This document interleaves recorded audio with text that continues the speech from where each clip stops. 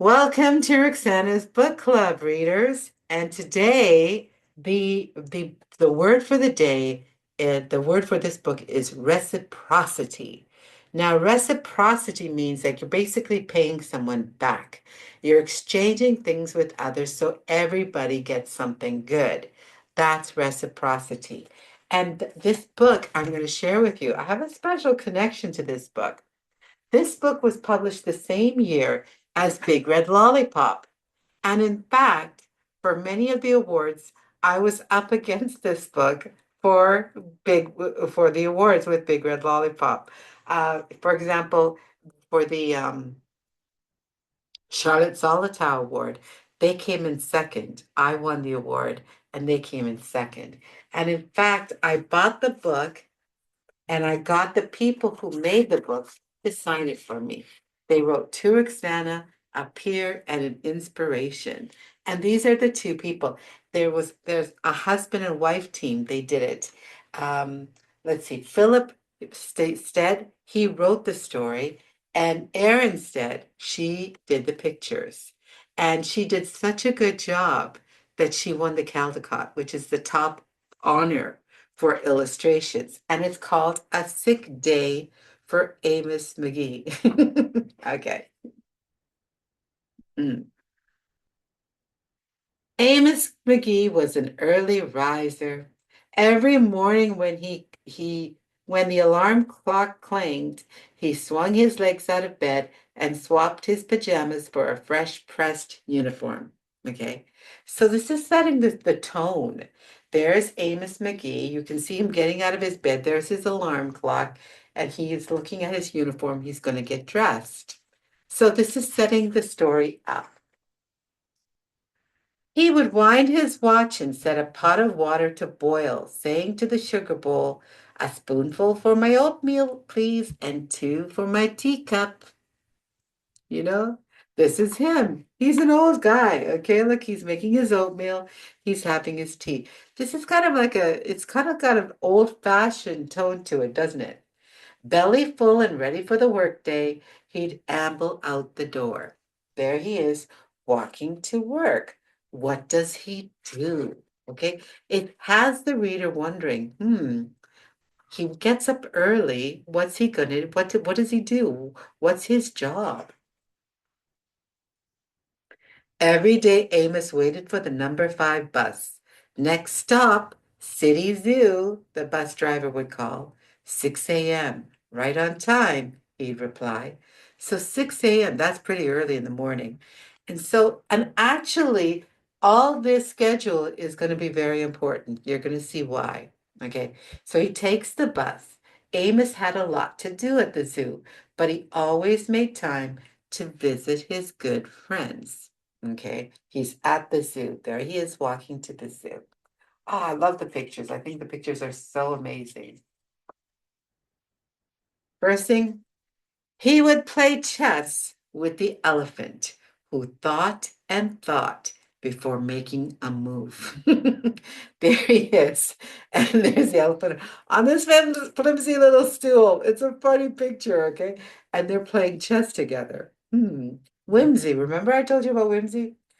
Run races with the tortoise who never ever lost. Look, he's running a race with the tortoise. And the thing is, tortoises are very slow. So he's kind of letting the tortoise win. Okay, the tortoise never lost. Look how proud the tortoise looks to cross the finish line. And in the background, there's a little bird and a little mouse with cheering. Like the bird, the mouse has a cheering thing, and the bird has a sign that says, "Hooray!" Sit quietly with the penguin, who was very shy. Aw, look at he's sitting quietly with the penguin. Lend a handkerchief to the rhinoceros, who always had a runny nose. Look how kind he is to the animals. And at sunset, read stories to the owl, who was afraid of the dark. Now, the owl's afraid of the dark. Owls usually stay up in the night. They usually have to deal with the dark. One day, okay, so that's his normal schedule. One day, Amos awoke with the sniffles and the sneezes and the chills. He swung his achy legs out of bed, curled them back again, and said, I don't think I'll be going to work today. He's sick. He's sick. He's not feeling well. Okay, let's see what happens. Meanwhile, at the zoo, the animals waited for their friend. The elephant arranged his pawns and polished his castles. So the elephant wants to play chess, but there's no one to play chess with him. The tortoise stretched his legs and limbered up, but there's no one to do the race with him. The penguin sat patiently all by himself. The rhinoceros worried that his allergies were worsening. The owl perched atop a tall stack of storybooks, scratching his head with concern. Where is Amos? The animals wondered. Okay, so all of them are missing him. What are they going to do? Uh, Look it, they're walking out of the zoo. The owl has a book and the tortoise, and there's a little red balloon that's following them. I'm not sure why that red balloon is there, but again, that's whimsy, okay? Later that day, they all walk out of the zoo, and look what they do. They're waiting for the bus. They're waiting for the bus.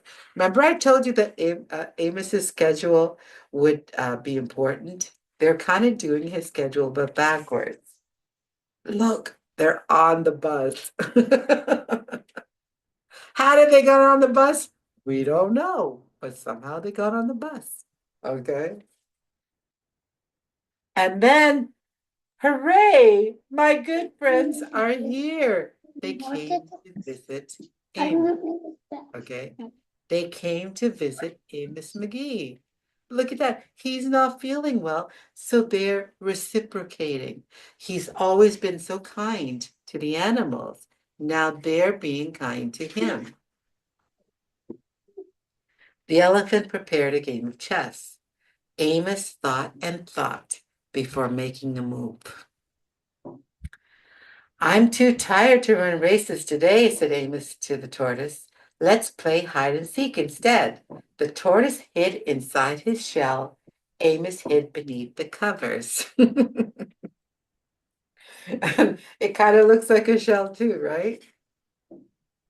Amos yawned. I could use a nap. The penguin sat quietly, keeping Amos's feet warm. Isn't that nice? Achoo!